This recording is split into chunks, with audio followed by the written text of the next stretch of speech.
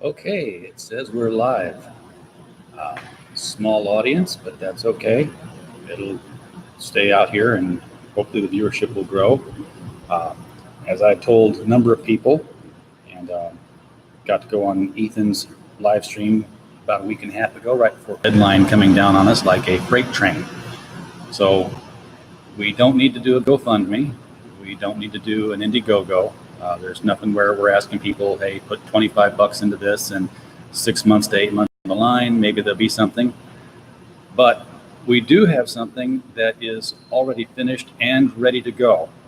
And I have my proof copy of that here. This is the paperback for Gods and Services. It has 9 short stories in it. 10 actually, if you count the framework story that I've put around it. And on Amazon, we need to move, I have figured, about 5,000 of these, and we need to move 2,000 of them in January, just because we have to put a deposit down with the movers to get them to go. I put the link to the Amazon out here. I'm pulling the Amazon page up now so I can give you correct information on it. The ebook, the Kindle, is $2.99. And the paperback is $8.99. So it's not, like I said, it's not the $25 plus shipping that you would get with a lot of other projects. Granted, it's going to be all text, so there's no wonderful art in here that would, the sequential art that we love in comics. But we do have some great stories in here. We have some name artists whom I'm sure you'll have heard of. We have John Delarose in here. We have David J. Peterson, and we have Ira Bloom, all of whom have been published. Ira has had a very large and well-received novel published with Scholastic, and we were privileged to have him sort of step down to take some time to do a short story for us. David J. Peterson has 5 novels in his Angst series, and every single one of them is a brick that is just enjoyable to go through from page 1 to page last. He's also done a very acclaimed short novel for young audiences called Claude Makes a Friend. And we just covered that with him in our last podcast. If you want to go to the Critical Blast podcast, you can find that on Anchor and any of the other podcasting platforms. And of course, John Delarose needs no introduction to anybody in Comicsgate and in the Comics Forum. And I'm not going to get into any of the controversy with that between his side of the fence and the other side of the fence. They can hash that out all they want. As far as I'm concerned, anytime the arguing happens, it's just, I hate it when mommy and daddy fight. I want everybody to get along. I think comics are for everybody.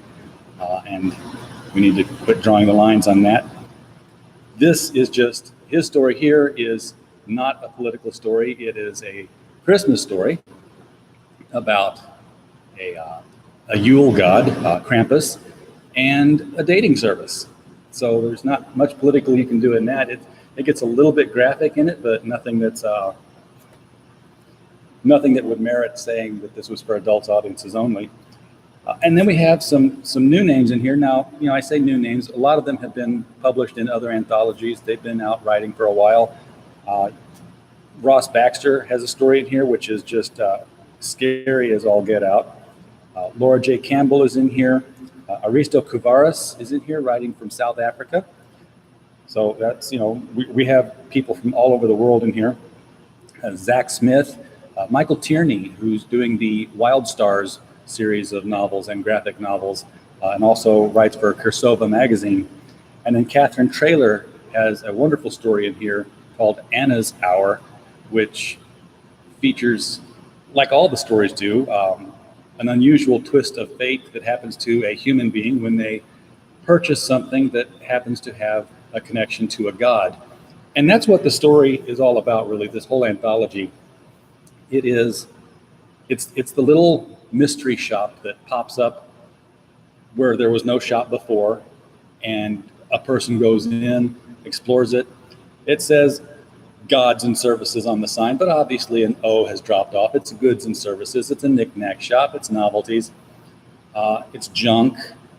And you go in and you find something, and you find out that you have somehow attached yourself to some ancient and or forgotten god who wants to help you because you have invested money in them and they now owe you. So it's a concept that they had a lot of fun with. They took several different tacks on it. Some of them are quite humorous. Ira Bloom's story is just laugh out loud funny, even as the vampires are being devoured. And the little Yiddish lawyer demon writing up contracts. So that's, you'll definitely love the Schlemazel. That's the name of the story in this one. And it's probably the largest story in here. It's done in 2 parts. In fact, why don't I just read a little bit of it to you here? I mean, I've got nothing else to do, and you're here. So this is the beginning of the Schlemazel by Ira Bloom. And again, this is in the paperback Gods and Services, $8.99. If you can go to Amazon, even if you pick up the ebook even helps us out. It gets us ready to move. We have to move in April, but I found out that we have to give a deposit to the movers in January, which, oh my God, the calendar says that's today. So I've got to start pushing this book out and trying to get the funds raised so that we can be where we need to be in April. So, The Schlemazel by Ira Bloom, Part 1, San Francisco. Jerry Chatsworth was roused from a fitful sleep at 17 minutes after 4 a.m.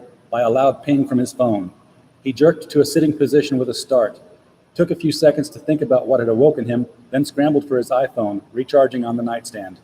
Nobody in San Francisco would have any reason to call at this ungodly time, but in Europe it would be early afternoon. Did she find cell service suddenly? After almost 2 weeks? Had she lost her phone and found somebody willing to let her use theirs? He pulled the phone toward his face in the dark, reading by the screen light. It was just Angie on the East Coast. It was after 7 a.m. there. Anything? The text read. How horribly inconsiderate. She should know better than to text him so early.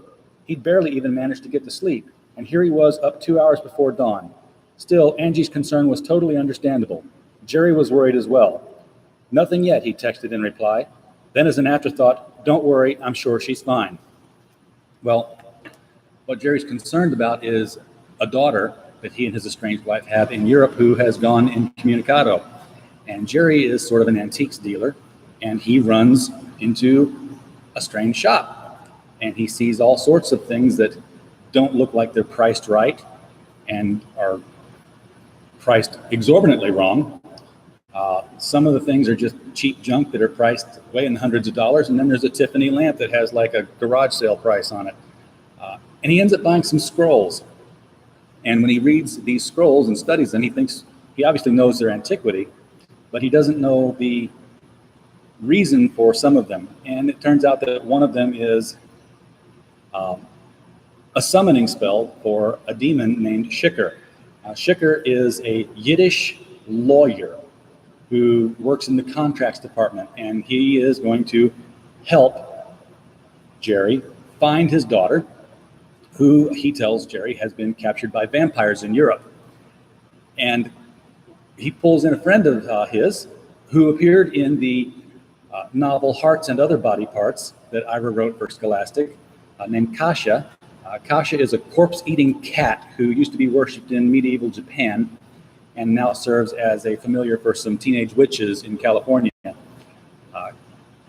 With Kasha and Shikar on his side, Jerry and his 2 new friends go on a drinking binge through San Francisco because that's what Shikar likes to do, is drink. The more he drinks, the more favorable he is toward you. And the more drunk he gets, well, the more out of control he gets. So here is poor Jerry on the road at night with 2 out-of-control demons, running out of time to get this contract written. And along the way, they run into some of the most crazy things you could think of. There's a ghost who walks in, and I can't tell you who the ghost is. You'd have to read that to find out, but it's very San Francisco-ish. And of course, they have to live up to their end of the bargain. Jerry's going to have to put his soul on the line, or maybe he doesn't. Maybe he can find a loophole around it. And that's part of the fun of these demonic contracts, I think, is finding the loophole that gets you out of them. And Ira does a great job with that as well. Pick up another one here. Catherine Traylor's story in here is Anna's Hour, and I particularly like this. I liked all of them, so I'm not picking any favorites when I pick one out to look at. If I can just find where we tucked it in here. Page 81. It's a 200 and something page book here, so it's well done. I'm really proud of this, what we accomplished with it. Now, Anna's Hour by Catherine Traylor. The rain had come up suddenly, putting a cap on Anna's miserable day. If this shop didn't have any umbrellas, she'd have to beg for a trash bag to cover her head until she got home. This was what she got for trying to do the right thing and use the buses. If she'd driven, she'd be home by now. She looked around the musty shop, shivering as the air chilled her wet skin. The shelves were full of tumbled bric-a-brac, not particularly appealing from what she could see. There didn't seem to be a central concept here. There were obvious antiques, like the rack of porcelain dishes with curiously intricate patterns, but there were also jumbled bins of clothing and other things that could barely be called vintage. Anna didn't usually come into places like this. She never knew what to look for. She'd noticed this shop before, but had always been too busy or too tired to come in. Of course, she might get fired tomorrow, then she'd have lots of time. A man sat behind the counter. He was 60 or 70, bearded with owlish glasses that matched his expression as he looked at her. "Young lady," he said, "you appear to have had a terrible day. Is there anything I can help you with?" Anna opened her mouth to ask about umbrellas. What came out instead was, "Do you have any cures for total uselessness?" Oh, there's an opening line for somebody who wants to sell you a god. And a god she gets. Anna has a problem communicating at work. So what she finds is a god who helps her with her elocution and her confidence. She's basically got a Toastmaster in a bottle, the way I read it. And the more she speaks with confidence, the more successful she is at her job, and the more successful she is in her career, until she reaches a pinnacle where she is too successful. She's more successful than she realized and reaching way more people than she realized that she could, which sets herself up as more than just somebody in a company, but somebody who could lead a movement or a religion. The shop itself is run by an old guy. Sometimes it's a woman. Sometimes it's just one of the gods working on part-time basis, whoever gets put in charge. But each story is broken up with an interspersed bit of framework story that I've put around it, which just explains the shop. It's a couple goes into it, and the proprietor is telling them all these stories. So it's kind of a bit like Creep Show or Twilight Zone the movie or something, where you would have these different stories put together but told in a framework that tied them all together. I open up with, "The shop shouldn't have been there, and yet it persisted in existing." "That's not right," Tom said, stopping in front of the display window. An assortment of bric-a-brac sat in the window, paper tags yellowed and brittle with sun exposure. Laura stopped a few paces ahead and looked back. "What? Do they have something interesting in the window?" Tom shook his head. "It's not just the window itself, the whole store." He gesticulated wildly, indicating the totality of his disbelief. His wife cocked her head and took in the storefront. A weathered green awning stuck out over the door, bereft of any marking. The only identification the shop bore was a generic lightbox sign propped up in the window, plastic letters stuck into it to spell out goods and services. One of the O's had slipped out of place, as usually happens with such signs, and had against all odds been caught by one of the lower trays. "I don't get it," she said finally. "It's just an old antique store." "Yeah, but it wasn't here yesterday," Tom said. Laura laughed. "What do you mean it wasn't here? It's obviously been here quite a while." Tom scratched his head. "The Starbucks on the corner has been since early last year," he said, more to himself than to his wife. "I'd get a latte, go out that door, turn this way, and go straight into Murphy's Books." He pointed to the trendy little bookstore just past the troublesome window display. Laura shrugged. "They moved into the spot between them," she said dismissively. He tried to retrace his routine again in his mind. "I don't think there was any space between them," he said. "I'd go out one door and turn right into the other." That's because your nose is always buried in your phone when you're walking, Laura teased. It was true. He did tend to keep his mind occupied with social media and news feeds whenever he was in transit from one place to the next. Was it possible he had missed this place every single time? He didn't think he would have, yet here he was. A metallic jingle roused him from his musing, and he looked up to see Laura standing in the open doorway. Come on, she gestured to him. Let's find out what you've been missing all this time. Tom followed his wife through the door and immediately felt the change of atmosphere. It wasn't just that it was cooler indoors. That was to be expected. It was more than that. The feeling of another era, the smell of old paper, the innate sense that you were someplace old and revered. He hadn't felt this sensation since he was a boy, and his parents had taken him to St. Louis Cathedral during a family reunion. A susurrus of ticking came from one wall, where several ornate clocks of various designs and sizes kept different times. Beneath them were stacks of paper, mache objects, origami structures, and a stack of Chinese takeout boxes. On the opposite wall, dolls from different decades sat side by side, some in better shape than others. They shared their folks' find. Tom and Laura both turned toward the voice and found an older gentleman seated behind a glass counter housing a myriad of brooches, necklaces, and rings. His hair wasn't quite white, and he was older in that indeterminate age where Tom couldn't tell if he was a little older than he was or a lot. His shirt was a lighter shade of gray than his slacks, which were a bit rumpled, and a pair of silver-rimmed spectacles rested upon a very Roman nose. We're just browsing, Tom said. Came to see what it is you sell. Pretty much what the sign says, the man said.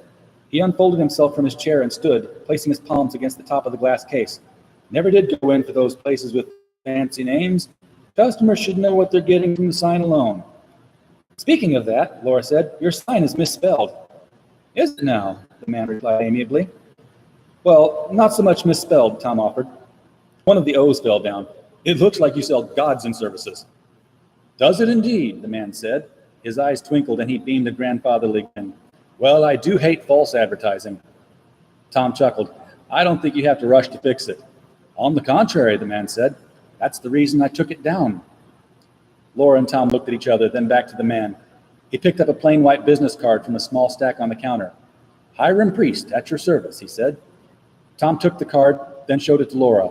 The text was set in simple type and mirrored the seemingly disrupted words of the lightbox sign. Gods and services. Hiram Priest, proprietor.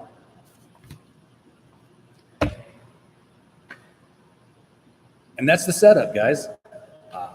Tom, of course, suddenly starts to disbelieve everything. And Laura is the one who slowly starts to come around to realizing that maybe there's something here they could use. So when she starts to shop for a god later in the book between stories, Tom is thinking they're looking for a god that would look good in the living room, and Laura is looking for a god who would actually have a use in her life. Okay, so to hit the point once again, $8.99 on Amazon for the paperback. It is $2.99 for the Kindle book. I'm going to verify that again, which just bear with me while I switch slides here. Yes, $8.99 paperback, $2.99 for the Kindle. And we need to move 2,000 in January, guys. I've seen you guys do this with IGGs overnight, taking things to six figures. I don't need six figures. I'm not trying to become the next big thing out there. This is something where we just need this. It's the only way that we're going to make this happen. And if we don't make it happen in April, I don't know where Critical Blast is going to be or what we're going to be able to do. We may have to go away for a while until we can figure something else out, and we don't want to do that. I hope you don't want us to do that either. But we do need to talk to movers this month and get the date set up. And if we can just move 2,000 in January, that will give us the money we need to put a deposit on them. And then we will rest on faith. Of course, I have a long-term goal. If we move 10,000 of these, then all of the writers who were involved in this, who really did this for a pittance of a pay, because when we first started it, it was just a lark. We're like, hey, let's put a book together, and we'll pay a small fee and we'll give a copy. And surprisingly, people went for that, including some of the bigger names that you've seen here. If we hit 10,000, then they are absolutely going to share in that windfall and in a bigger way. I'm not going to put numbers out there for anybody right now, but it would be a lot more than you would normally get for a short story in an anthology. And I would just be doing that out of thankfulness that they participated in our first venture. As I said, we started this back last May as something that would be just fun to do and start a Critical Blast imprint. And once it got published pretty much just in time for us to realize, oh, we need an influx of cash really fast. Well, we have this. It's a good product. It's a quality book. Let's see if we can make this be our anchor on which we can get everything going for this move and get this taken care of. As you can see right now, we're operating out of a hotel. That is not ideal situation, especially, when you've got a family that's living in the hotel with you. So they're feeling the cabin fever of everything as well. Got to get them out of here too. Obviously, a home-based business. We're talking about moving into the house. Yeah, finding the house is not a problem. We're not homeless or anything. We're just stuck in a position where we can't leave the hotel until we get a ball of cash put together to actually make the move and the deposit and the rent and all that other stuff. So that's where we need to relocate to, back out of Texas, back towards St. Louis. Everything's waiting for us there. We just have to get there. And it's going to take, like I said, 5,000 of these books will be just enough to cover it, or at least fill in the stopgap that I can't cover myself. So if you can do that for us, help us out, definitely appreciate it. We'll do some more of these live streams in the future. Maybe do something at night. I don't know when the best time for live streams is for people to watch. Live streams are still a new thing for us, and we're not always going to be doing them as an e-begging kind of thing. We'll be doing comic book reviews and book reviews. We'll be doing interviews with other people in the industry. We've got an interview coming up later this month with Jim Ballant, who used to be on DC's Catwoman, has been doing Tarot, Witch of the Black Rose under his own imprint for, over a decade now, hasn't it been? So he's one of the original step out on your own independent artist, writers type of thing. So be good to pick his brain on that and see what his thoughts are on this sudden influx of new independent writers taking things on their own and away from the corporations. We just had the YouTube and Anchor podcast interview with David J. Peterson. We want to have some more of that. I want to do a lot more interviews with the different authors who contributed to Gods and Services so they can talk up their other books and talk about what their thoughts were when they were writing this particular story. And of course, we want to think about doing another anthology in the future here, maybe another version of Gods and Services, also toying about something doing with realistic approaches to superheroes, do some short stories in that. If you've got ideas on that, of course, we'd love to hear them. You can always reach out to us on Critical Blast and tweet us at Critical Blast. So, let us know your thoughts. We live to serve. We are nothing without the people who provide us with material to review, and we're definitely nothing without people coming to read the review material. So we don't want to be a voice in the darkness talking to ourselves.